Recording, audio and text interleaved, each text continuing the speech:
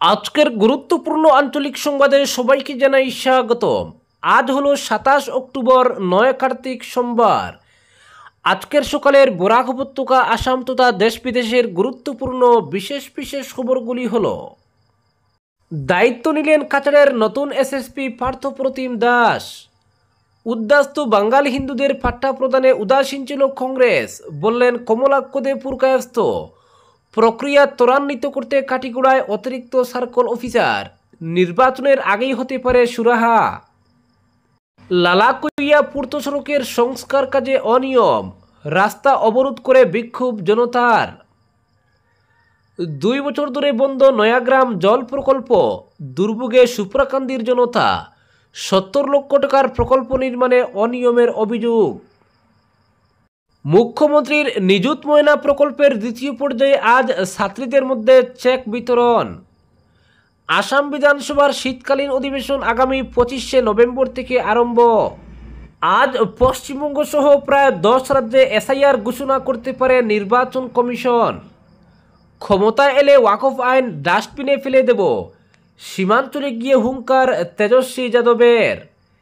এবং সর্বশেষ খবরটি হলো বালুচিস্তান নিয়ে বিতর্কিত মন্তব্য, অভিনেতা সলমন খানকে জঙ্গি তকমা পাকিস্তানের। এবারে শুনুন বিস্তারিত খবর। দায়িত্ব নিলেন কাছাড়ের নতুন এসএসপি পার্থপ্রতিম দাস। রবিবার বিদায়ী এসএসপি নুমল মাহাত্তার কাছ থেকে দায়িত্ব সমঝে নেন তিনি। এর আগে পার্থপ্রতিম দাস শ্রীভূমি জেলার এসএসপি হিসেবে দায়িত্ব পালন করেন।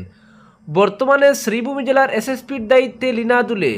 কাছাড়ের বিদায়ী এসএসপি নুমল মাহাত্তা কুকরাঝাড়ে বদলি হয়েছেন। পরবর্তী খবর, উদ্বাস্তু বাঙালি হিন্দুদের পাট্টা প্রদানে উদাসীন ছিল কংগ্রেস, বললেন কমলাক্ষ। প্রক্রিয়া ত্বরান্বিত করতে কাটিগড়ায় অতিরিক্ত সার্কল অফিসার। 2026 সালের বিধানসভা নির্বাচনের আগে কাটিগড়ার রিফিউজি রিহ্যাবিলিটেশন খাসনমিতে বসবাস করা লোকজনের ভাগ্যে জুটতে পারে পাট্টা, এমনটাই ইঙ্গিত দিলেন উত্তর করিমগঞ্জের বিধায়ক কমলাক্ষ পুরকায়স্থ। পাট্টা প্রদানের এই কাজ ত্বরান্বিত করতে মুখ্যমন্ত্রীর নির্দেশে কাটিগড়ায় আসছেন অতিরিক্ত একজন সার্কল অফিসারও। রবিবার এক অনুষ্ঠানে বক্তব্য রাখতে গিয়ে একথা জানান বিধায়ক কমলাক্ষ। দেশভাগের বলি হয়ে পূর্ব পাকিস্তান থেকে এক সময় যাকে যাকে বাঙালি হিন্দুরা এসে আশ্রয় নিয়েছিলেন কাছাড় জেলার কাটিগড়ায়, সীমান্ত অঞ্চল হয় এখানে এসেই আশ্রয় নিয়েছিলেন উদ্বাস্তুরা। তৎকালীন সরকার খাস জমিতে তাদের আশ্রয় দিয়েছিল। নামকরণ করা হয়েছিল রিফিউজি রিহ্যাবিলিটেশন খাস। আসামের অন্য কোথাও রিফিউজি রিহ্যাবিলিটেশন খাস জমি বলে কোনো খাস জমির অস্তিত্ব না থাকলেও কাটিগড়ায় রয়েছে কয়েকশো বিঘা ভূমি। আর এই আরএস খাস ভূমিতেই বছরের পর বছর ধরে বিনা পাট্টায় বসবাস করে আসছেন পূর্ব পাকিস্তান মূলের শত শত উদ্বাস্তু বাঙালি পরিবার। কিন্তু তাদের ভাগ্যে জুটেনি জমির পাট্টা। পূর্ব পাকিস্তান থেকে নির্যাতনের শিকার হয়ে পালিয়ে আসা ওইসব লোককে পাট্টা দেওয়ার কথা 70 বছরেও চিন্তা করেনি কোনো সরকার। বস্তুত আর খাস জমির গেরোয় 70 বছর থেকে আটকে ছিল সরকারি যাবতীয় প্রক্রিয়া। শেষ পর্যন্ত উত্তর করিমগঞ্জের বিধায়ক কমলাক্ষ পুরকায়স্থের হস্তক্ষেপে দীর্ঘ বছরের এই জট খুলে সম্প্রতি এক নির্দেশে আর খাসকে সাধারণ খাস ভূমিতে রূপান্তরিত করে ওইসব এলাকায় বসবাস করা লোকদের পাট্টা প্রদানের ব্যবস্থা গ্রহণ করতে নির্দেশ জারি করা হয়েছে। 7 দশক পর পাট্টা পাওয়ার পথ প্রশস্ত হওয়ায় স্বাভাবিকভাবেই আশার আলো দেখছেন উদ্বাস্তু বাঙালিরা। ফলে এই প্রাপ্তির মূল কারিগরকে রবিবার সংবর্ধনা প্রদান করল খাতি রেল উন্নয়ন কমিটি। গেমন সেতু থেকে কয়েকশো মানুষ রীতিমতো র্যালি করে বিধায়ককে নিয়ে যাওয়া হয় অনুষ্ঠানস্থলে। কমিটির সভাপতি সুব্রত রঞ্জন দরের পৌরোহিত্যে অনুষ্ঠিত এই অনুষ্ঠানে বক্তব্য রাখতে গিয়ে বিধায়ক কমলাক্ষ মুখ্যমন্ত্রী ডক্টর হিমন্ত বিশ্ব শর্মার প্রশংসায় ছিলেন পঞ্চমুখ। বলেন, বর্তমান সরকার এবং মুখ্যমন্ত্রী ডক্টর হিমন্ত বিশ্ব শর্মার জন্যই এই কাজ সম্ভব হয়েছে। 2026 সালের বিধানসভা নির্বাচনের আগে এই প্রক্রিয়া সম্পন্ন করে পাট্টা প্রদান করা হতে পারে বলেও ইঙ্গিত দেন বিধায়ক। বলেন, এই প্রক্রিয়া ত্বরান্বিত করতে মুখ্যমন্ত্রীর নির্দেশে কাটিগড়ায় অতিরিক্ত একজন সার্কল অফিসারও আসছেন। কাটিগড়ায় বসবাস করা একজন উদ্বাস্তু বাঙালি হিন্দু যাতে পাট্টা থেকে বঞ্চিত না হন সেই লক্ষ্য মুখ্যমন্ত্রীর, বলেন কমলাক্ষ। দীর্ঘ বছরের বঞ্চনা নিয়েও কথা বলেন তিনি। বলেন, উদ্বাস্তু বাঙালি হিন্দুদের পাট্টা প্রদানের ক্ষেত্রে উদাসীন ছিল আগের সরকার। পরবর্তী খবর, লালাকুইয়া চা বাগান পূর্ত সড়কের সংস্কার কাজে ব্যাপক অনিয়ম ও দুর্নীতির অভিযোগ তুলে প্রতিবাদে সোচ্চার হলেন জালালপুরের জনগণ। রবিবার স্থানীয় নাগরিকদের পক্ষে আহাদুজ্জামান চৌধুরী, ফারুক আহমেদ চৌধুরী, তৈয়বুর রহমান চৌধুরী, সাইবুর রহমান চৌধুরী প্রমুখ কইয়া জালালপুর লালা পূর্ত সড়কের সংস্কার কাজে ব্যাপক অনিয়ম ও দুর্নীতির অভিযোগ তুলে রাজপথে ধর্ণা বিক্ষোভ প্রদর্শন করে এলাকার পরিবেশ উত্তপ্ত করে তোলেন। এদিন বিক্ষোভকারীরা সড়ক সংস্কার কাজের বরাতপ্রাপ্ত ঠিকাদার সংস্থা শবনম ট্রেডার্স মুর্দাবাদ, পূর্ত সড়ক বিভাগ মুর্দাবাদ ইত্যাদি স্লোগান দিয়ে পরিবেশ উত্তপ্ত করে তোলেন। বিক্ষুব্ধ জনগণ এদিন রাজপথে দাঁড়িয়ে অভিযোগ করে বলেন, বিভাগীয় নীতি নির্দেশিকা অবমাননা করে সংস্কার কাজ করার ফলে আগামী দিনে দুর্ভোগ পোহাবেন এলাকার জনসাধারণ। ঠিকাদার সংস্থা শবনম ট্রেডার্স রাস্তা সংস্কারের কাজে সরকারি নীতি নির্দেশিকা মানছে না, নিম্নমানের সামগ্রী ব্যবহার করে তড়িঘড়ি করে কাজ শেষ করার চেষ্টা চালাচ্ছে।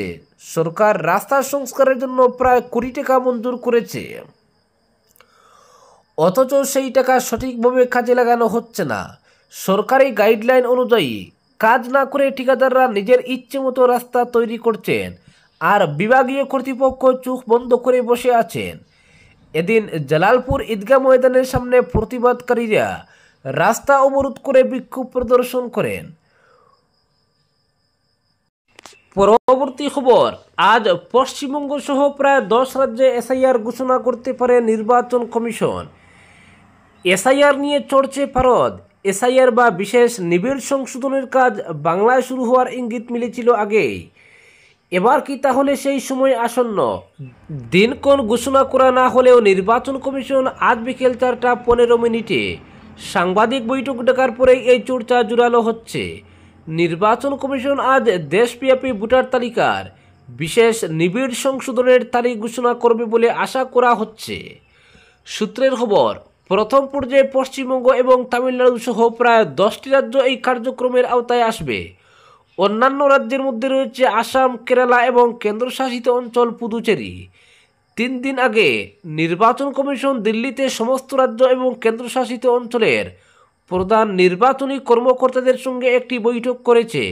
সেখানে বিহারের অভিজ্ঞতা নিয়ে আলোচনা হয়েছে এবং প্রক্রিয়াটি আরও সহজ করার সিদ্ধান্ত নিয়েছে। নাম প্রকাশ না করার শর্তে এক আধিকারিক জানিয়েছেন, বিহারে এসআইআর প্রক্রিয়াটি 24 জুন থেকে 30 সেপ্টেম্বর পর্যন্ত প্রায় 4 মাস সময় নিয়েছে। তবে কমিশন এখন সময়সীমা কমানোর পরিকল্পনা করছে।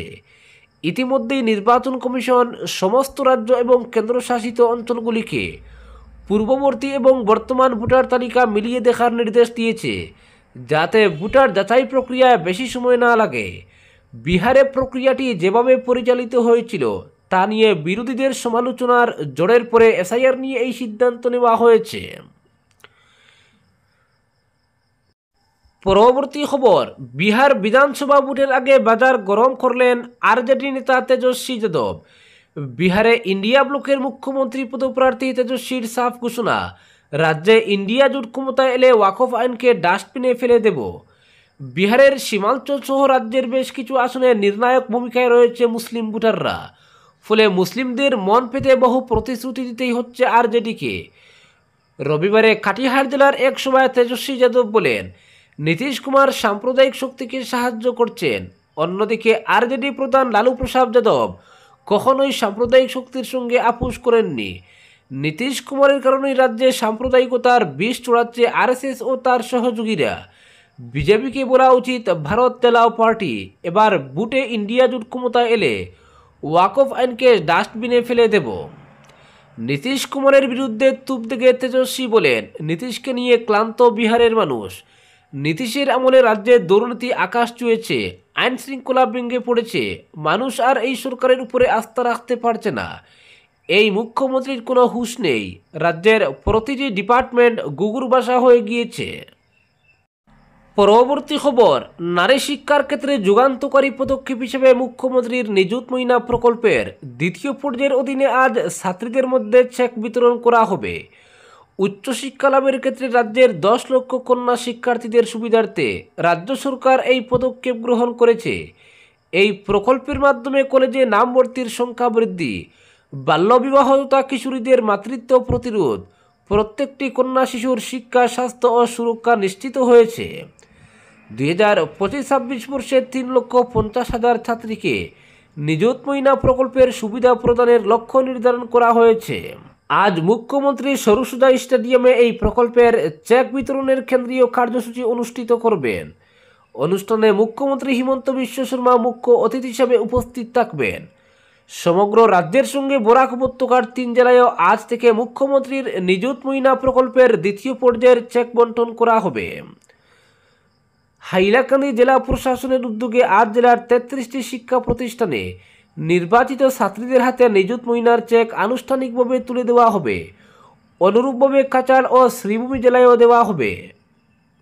পরবর্তী খবর, 2 বছর ধরে বন্ধ নয়াগ্রাম জল প্রকল্প, দুর্ভোগে সুপ্রাকান্দির জনতা। জল জীবন মিশনের প্রায় 70 লক্ষ টাকা ব্যয় করে প্রকল্প নির্মাণ করা হলেও বিভাগীয় উদাসীনতায় গত 2 বছর ধরে মিলছে না জল। এ নিয়ে বারবার বিভাগীয় কর্তাদের সঙ্গে যোগাযোগ করেও কোনো ফল হয়নি। ফলে তীব্র জল সংকটে ভুগছেন এলাকার জনগণ। এরই প্রতিবাদে গর্জে উঠেছেন সুপ্রাকান্দি জিপির নয়াগ্রামের জনতা। শুধু নয়াগ্রাম জল প্রকল্প নয়, সংশ্লিষ্ট জিপির পিননগর প্রকল্পটিও নির্মাণের দীর্ঘ বছর থেকে বন্ধ রয়েছে। এ নিয়ে বিভাগীয় কর্তৃপক্ষের নিষ্ক্রিয়তার বিরুদ্ধে ক্ষোভ দমায়িত হচ্ছে গোটা এলাকায়। বিশেষ করে নয়াগ্রাম প্রকল্পটি পুনঃনির্মাণে চূড়ান্ত দুর্নীতি হয়েছে। অতি নিম্নমানের কাজ হওয়ায় জনভোগান্তি চরমে উঠেছে। এজন্য বিভাগীয় দায়িত্বপ্রাপ্ত জেই সহ বরাদপ্রাপ্ত ঠিকাদারকে দায়ী করে বিষয়টি নিয়ে উচ্চ পর্যায়ের তদন্তের দাবি তুলে সরব হয়েছেন বদরপুর চৈতন্যনগর আঞ্চলিক পঞ্চায়েতের সভাপতি ভূপাল রায় সহ স্থানীয়রা। রবিবার দুপুরে আঞ্চলিক পঞ্চায়েতের সভাপতি ভূপাল রায়ের নেতৃত্বে এক প্রতিনিধি দল সুপ্রাকান্দি জিপির নয়াগ্রামে বন্ধ থাকা জল প্রকল্পটি সরেজমিনে পরিদর্শন করে প্রকল্পটি দীর্ঘদিন ধরে বন্ধ থাকার কারণসহ অন্যান্য বিষয় নিয়ে স্থানীয়দের সঙ্গে আলোচনা করে রীতিমতো চটে লাল হয় প্রতিনিধি দলটি। শ্রীভূমি জনস্বাস্থ্য কারিগরি বিভাগের দায়িত্বপ্রাপ্ত কর্মকর্তাদের চরম উদাসীনতায় প্রকল্পটি টানা 2 বছর ধরে মুখ তুবড়ে পড়েছে। বন্ধ থাকা প্রকল্পটি বর্তমানে পরিত্যক্ত অবস্থায় আগাছায় পরিপূর্ণ হওয়ায় বিভাগীয় কর্তৃপক্ষের বিরুদ্ধে ক্ষোভে ফেটে পড়েন ক্ষুব্ধ এপি সভাপতি ভূপাল রায় সহ স্থানীয় ভুক্তভোগী গ্রাহকরা। তাদের অভিযোগ, জনস্বাস্থ্য কারিগরি বিভাগের শ্রীভূমি সাব ডিভিশনের আওতাধীন সুপ্রাকান্দি জিপির নয়াগ্রামে প্রায় 10-12 বছর আগে জল প্রকল্পটি স্থাপন করা হয়েছিল। দীর্ঘদিন সংস্কারের অভাবে প্রকল্পটি দুঃখছিল। পরবর্তীতে জল জীবন মিশনের আওতায় প্রথম পর্যায়ে প্রায় 30 লক্ষ টাকা এবং দ্বিতীয় পর্যায়ে প্রায় 40 লক্ষ টাকা প্রকল্পটির সংস্কারের মাধ্যমে নতুন রূপ দেওয়া হয়। কিন্তু প্রকল্পটি পুনঃনির্মাণের সময়ে চূড়ান্ত দুর্নীতি ও অতি নিম্নমানের কাজ হওয়ায় আজ জনভোগান্তি চরমে উঠেছে। এর জন্য বিভাগীয় তৎকালীন দায়িত্বপ্রাপ্ত জেই ও বরাদপ্রাপ্ত জনৈক ঠিকাদারকে সরাসরি দায়ী করে ক্ষোভে ফেটে পড়েন পঞ্চায়েত এপি সভাপতি ভূপাল রায় সহ ভুক্তভোগী গ্রাহকরা। পরবর্তী খবর, বালুচিস্তান নিয়ে বিতর্কিত মন্তব্য, সলমন খানকে জঙ্গি তকমা পাকিস্তানের। রিয়াদে একটি অনুষ্ঠানে বালুচিস্তান নিয়ে বিতর্কিত মন্তব্য করে পাকিস্তানের রুশানলে বলিউড ভাইজান সলমন খান।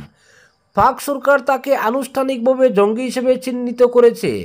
পাকিস্তানের অ্যান্টি টেরোরিজম অ্যাক্টের 4th তফসিলের আওতায় সলমনের নাম অন্তর্ভুক্ত করা হয়েছে। ইসলামাবাদ সরকারের নজরে থাকা রাষ্ট্রবিরোধী বা জঙ্গি কার্যকলাপে জড়িত ব্যক্তিদের এই তালিকায় রাখা হয়। সরকারি সূত্রে জানা গেছে, আপাতত সলমন খানের উপর কঠোর নজরদারি চালাবে পাকিস্তান। তিনি পাকিস্তানে প্রবেশ করতে পারবেন না, এমনকি প্রয়োজনে তার বিরুদ্ধে আইনি পদক্ষেপও নেওয়া হতে পারে। প্রসঙ্গত ঘটনার সূত্রপাত রিয়াদের জয়ফোরাম 2025 নামের এক আন্তর্জাতিক অনুষ্ঠানে। সেখানে ভারতীয় সিনেমার জনপ্রিয়তা নিয়ে কথা বলার সময় সলমন খান বলেন, সৌদি আরবে, ভারত, পাকিস্তান, আফগানিস্তান, বালুচিস্তান সব দেশ থেকেই মানুষ কাজ করতে আসেন আর তারা ভারতীয় সিনেমা ভালোবাসেন। অভিনেতার এই মন্তব্যেই আপত্তি পাকিস্তানের, কারণ সলমান বালুচিস্তানকে পাকিস্তান থেকে আলাদা অঞ্চল হিসেবে উল্লেখ করেছিলেন। ইসলামাবাদের দাবি, সলমান খানের বক্তব্য পাকিস্তানের সার্বভৌমত্বের উপর আঘাত এবং বালুচ বিচ্ছিন্নতাবাদকে প্রশ্রয় দেওয়ার সমান, তাই তাকে রাষ্ট্রবিরোধী অবস্থান নেওয়া ব্যক্তি হিসেবে তালিকাভুক্ত করা হয়েছে। আজকের বিশেষ সংবাদ এখানেই সমাপ্ত।